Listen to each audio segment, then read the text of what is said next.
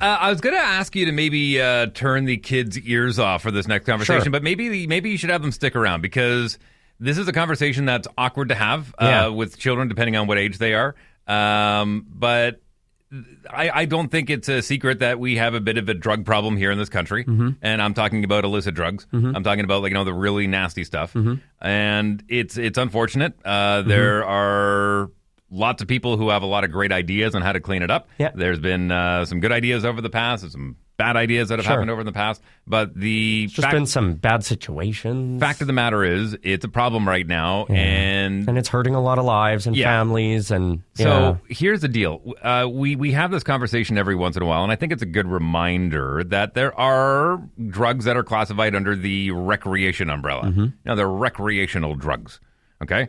And unfortunately, the underbelly of the drug community preys on some of these recreational users because they go, ooh, they could be a really big client for this other product I have. Now, over the numerous conversations that we've had on this show, there's a few that come to mind. One of them in particular was, I remember somebody calling in and saying, I've never seen a drug dealer put a more expensive drug in the drug that you're buying. Right. Right?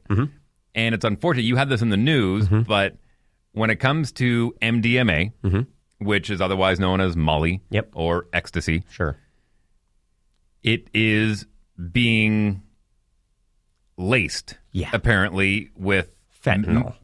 With fentanyl or Fentanyl. And the MDMA is, I'll read you the... And not only that, while you're pulling that up, there's also reports that cocaine is being laced with methamphetamines. Yeah.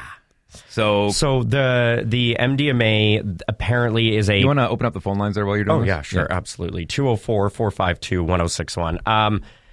So this MDMA pill that's going around is a pink oval-shaped one. It's a pill, and it's laced with fentanyl. And there's been some really unfortunate casualties because of that. So now, keep in mind, fentanyl is a very heavy opiate. Yeah. They use it in hospitals. And it's funny, I had this conversation with my kids because we had a family friend who was in the hospital and was in there for 2 weeks, and they were giving her lots of pain medications. And, there were questions being asked, obviously, of the kids. And we said, look, there are a lot of drugs that are used in the pharmaceutical industry that are used in hospitals, and they're used to, give birth for C-sections and take pain away. And if it's used under the scrutiny of a professional, great. But a lot of times those end up on the street, and that's where it gets dangerous. We got a caller here. Go ahead. Is it me? Yeah, it's you. Go ahead. Hi, it's Jen. Hi, Jen. Okay, so I was talking with Tyler in the text a little bit, and I remember that article that's being shared lately about the methamphetamines being in cocaine. In 2018, that article was published in 2018. I imagine since 2018, there is probably far greater, deadlier, more harmful things being put into that particular substance. At this point in time, we get a lot of alerts. Like where I work, or in social media, we see that a lot. Especially if you're sharing those things, it's in your algorithm, and you get like the street connections alerts that say, oh, there's this particular substance we're finding they don't even know what it is in there, but it's causing people great harm. It's hurting them. It's causing people to, die. And again, because I work in the addictions field, I don't claim to know everything. I don't claim to know anything more than what we know, what we see. But the people that I work with, they lose people left, right, and center. We're mitigating crisis because people are grieving.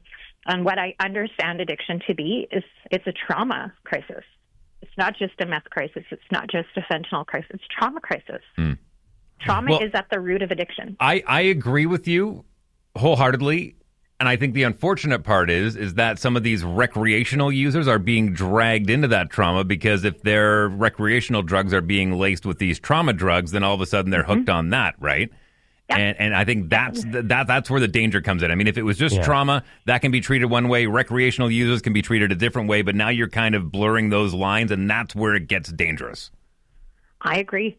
And I agree that there isn't an easy way to fix this. Nope. Like there isn't an easy way to heal.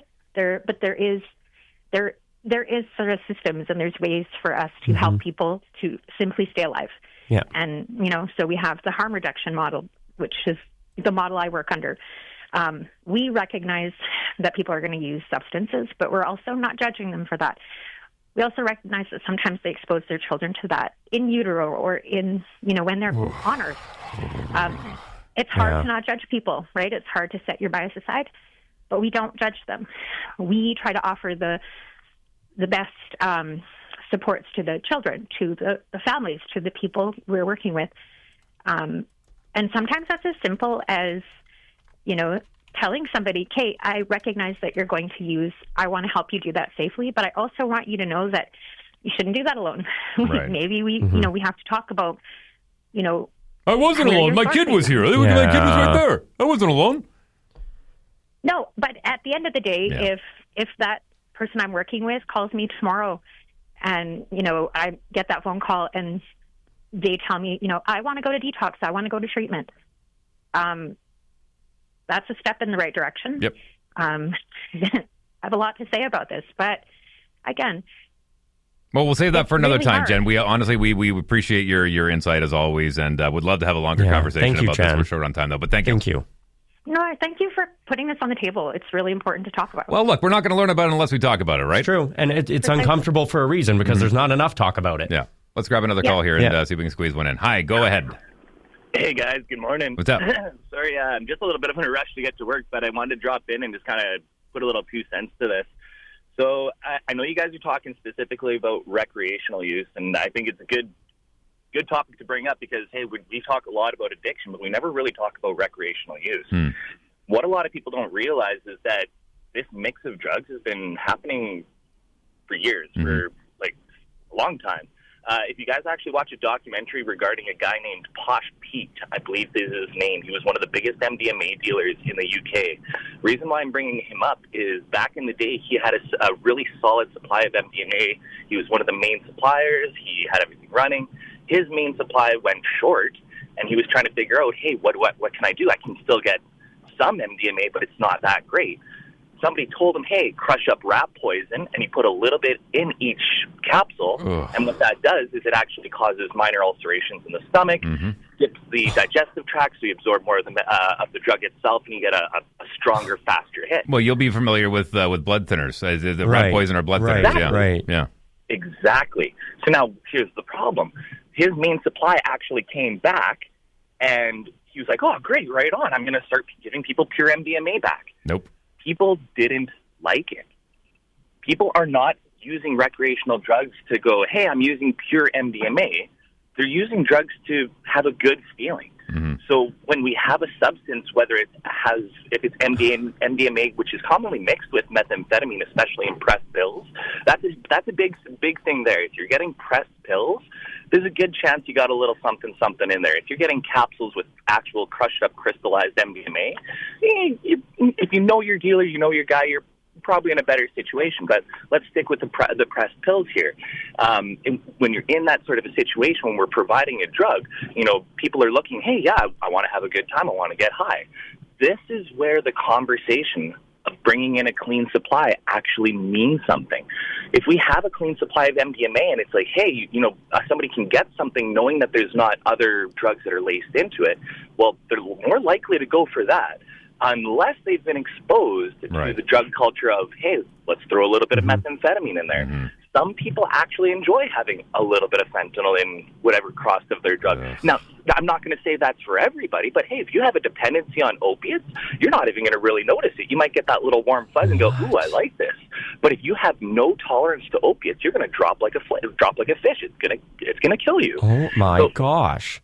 That is sort of the idea behind that. And honestly, I really want to have a bigger conversation with you guys. If there's any time you guys have off air, please reach out to me. I'd love to go over this more in detail. I'd love to show you guys naloxone, give you guys a training demo. Wow. Maybe I can even do a reagent drug test in front of you guys, show you what that's all about. Well, I'm glad you brought that up, and thank you for the phone call, and I would like to have that conversation further. But Tyler Carr, you mentioned that there are ways that if you are a recreational user, to make sure that you're testing and you're not going to be getting any of the other junk. Dustin, where would you professionally send find somebody if they're looking for that?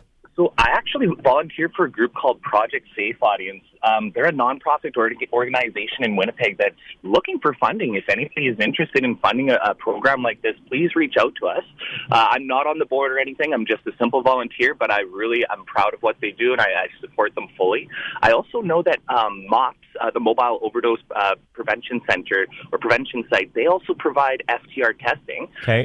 Also at the Health Sciences Center, there is an FTR machine that's there as well. I don't know how it's accessed. Sure. There is also a really good program that you can access online where they send you a link of some sort. You put a sample of what you have in the mail.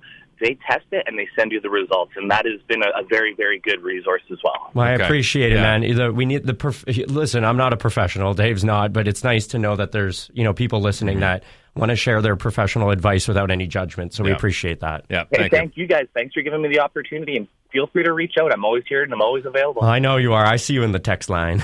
You bet, buddy. Thanks, Dustin. Bye. All right, quick break. We'll be right back.